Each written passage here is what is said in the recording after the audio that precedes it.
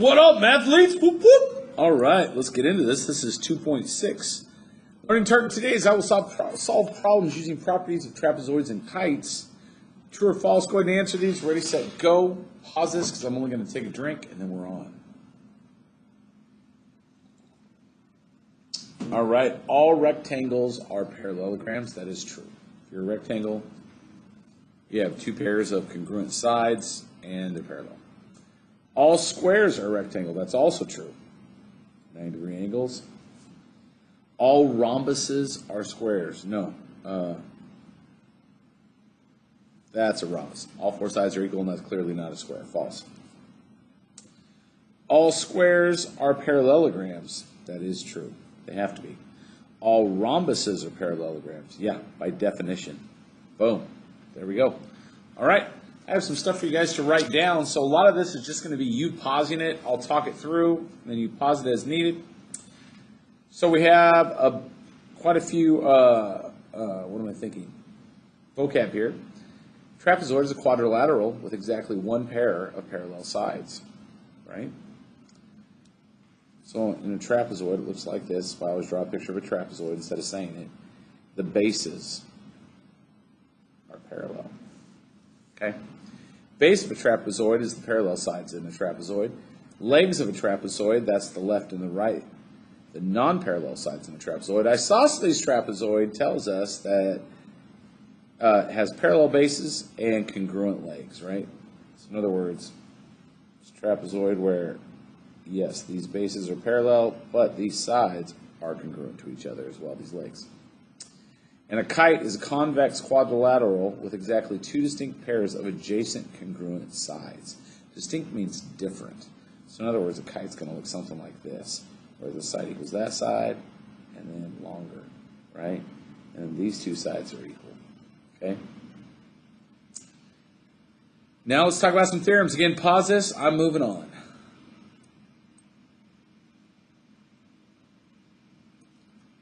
Theorem 7.21. If a trapezoid is isosceles, then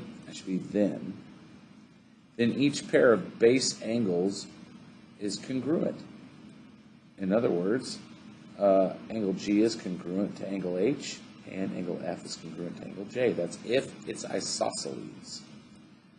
7.22 says this: if a trapezoid has one pair of congruent base angles, then it is an isosceles trapezoid.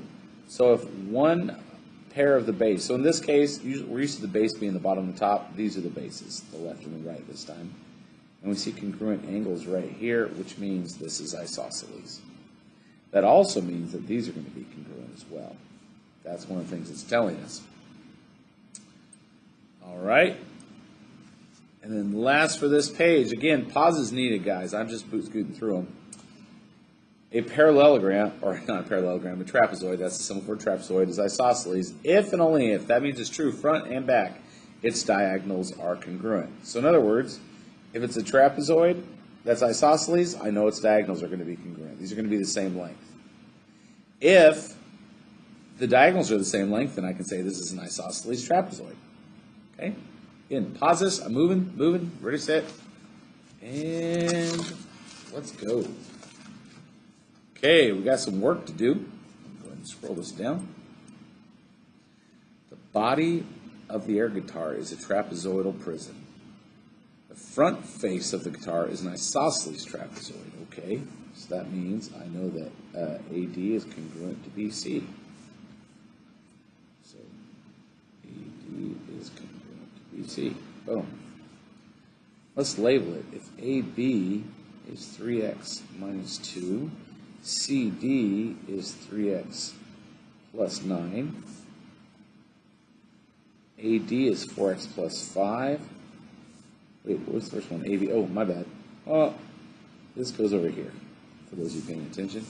Up here is AD, and that's 4x plus 5.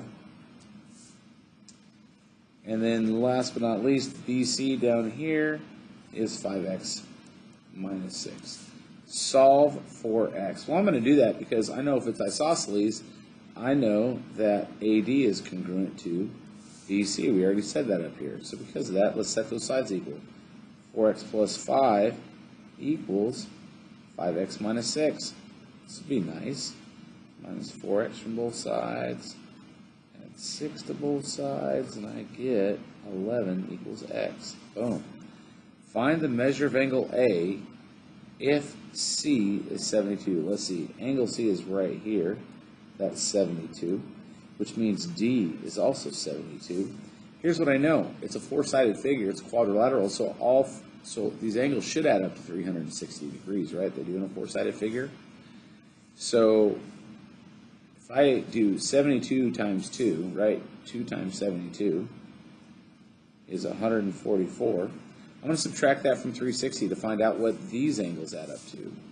So minus 144, boom, borrow from 6, make it a 5, 10 minus 4 is 6, 5 minus 4 is 1, 3 minus 1 is 2, 216.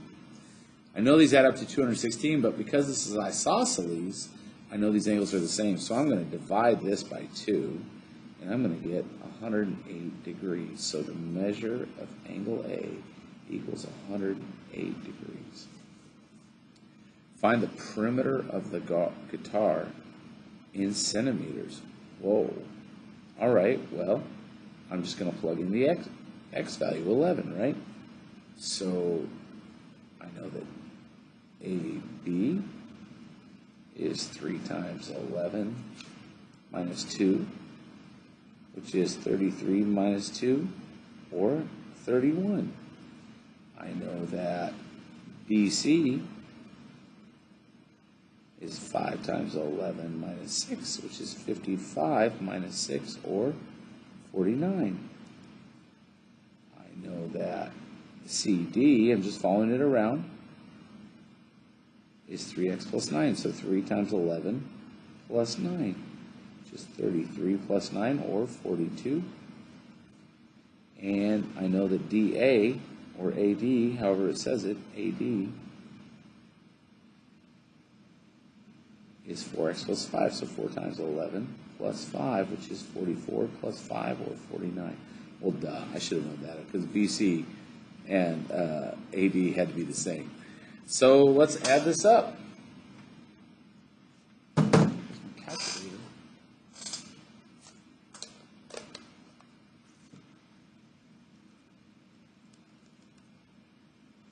49.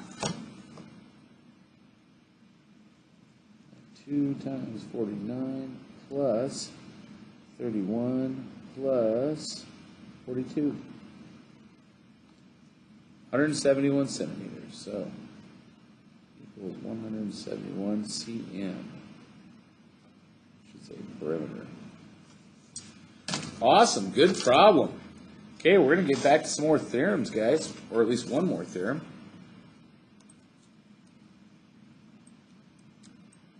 So if I'm looking right here, I want to be right there, perfect. This should say 171 centimeters, right?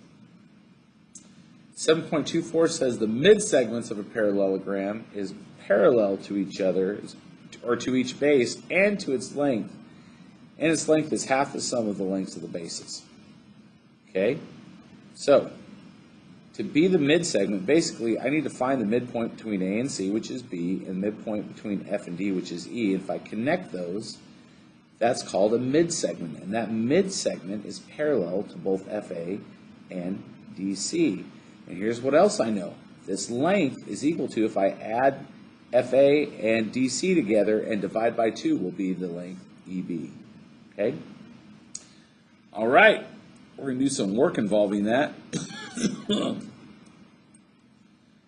So it tells me JF is the mid-segment of the trapezoid DEGH. Okay. So what is the most appropriate estimate of JF? Well, I'm just going to average that to be 20. 20 plus 34 equals 54. Half of that equals 27. So I would say a good estimate is 27. The exact measure, it's just going to be adding them up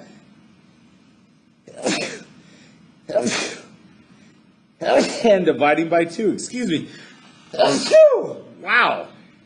Got a little been up there. which is going to be 53 over 2, or 26.5. Boom. Now let's find the value of x. Well, I don't know, but I know if I take x plus 14.4 and divide it by 2, it should equal 22. So let's solve that. I'm going to divide or multiply both sides by 2. I get x plus 14.4 equals, equals 44. Subtract 14.4.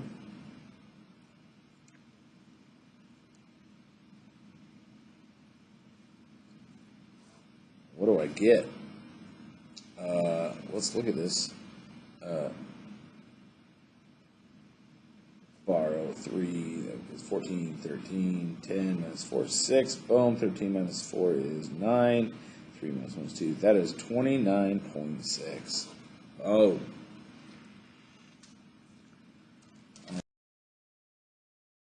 Okay, yours says, look at the side extra example 5. I want to kind of show you how this is done. So, it tells us that we have in the trapezoid JKLM, JK is parallel to ML, so JK is parallel to ML, great.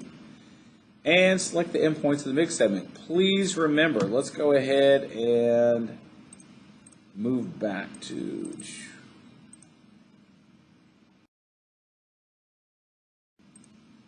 our paper right here. I want to write down the midpoint formula for you real quick. So, don't forget that the midpoint formula right here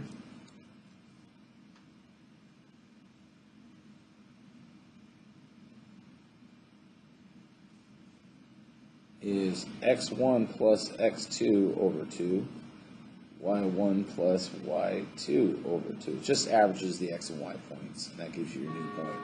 And that is for the points. x1, y1, and x2, y2. Okay? Then we're just going to look over here, back at this slide. And what do we see? If I want to select the endpoints of the mid-segment, so the mid-segment is going to be between the non-parallel legs. So I'm just going to average the x values here. So I'm going to have negative 2 plus 3 all over 2 for the x value. And then I'm going to have 3 plus negative 1 over 2 for the y value.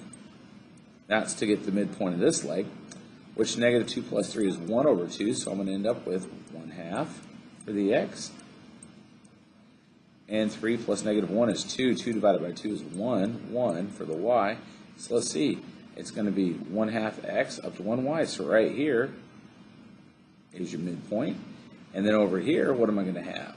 I'm going to have negative 4 plus negative 5 over 2 for the x. And 2 plus negative 5 all over 2 for the y. What does that get? Negative 4 minus 5 is negative 9/2, so negative 9/2. And 2 minus 5 is negative 3, so negative 3/2. Which that's negative 4.5, negative 1, 2, 3, 4.5, and negative 1.5, which is right here. Look at that, right on the line. And you notice 1/2 1 is right down here, boom, E, and negative 9/2, negative 3/2, negative 9/2, negative 3/2 is B. Boom. All right. Copy that down, pause this. We are moving on. Because our last thing we need to see is just theorems. And that's going to be on the back side of this page right here.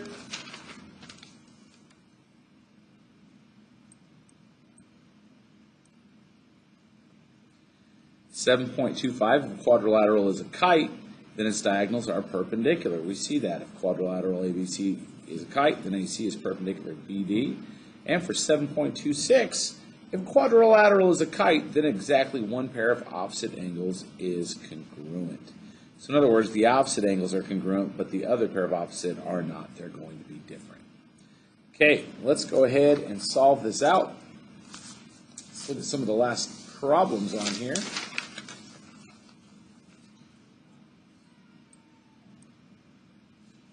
What do I know? I know that one pair of opposite angles are congruent. That's going to be these two, so that'll be 107.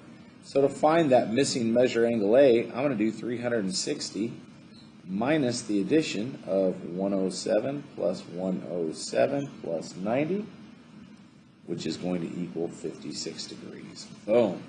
And the last one here is going to deal with the Pythagorean theorem. If I want to find ZY, that's the hypotenuse. Remember, these meet at a 90-degree angle.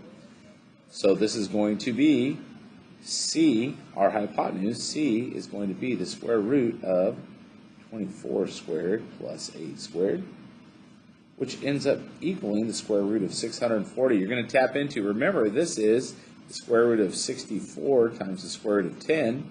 The square root of 64 is 8, so this is 8 root 10. Boom! With that said, peace out.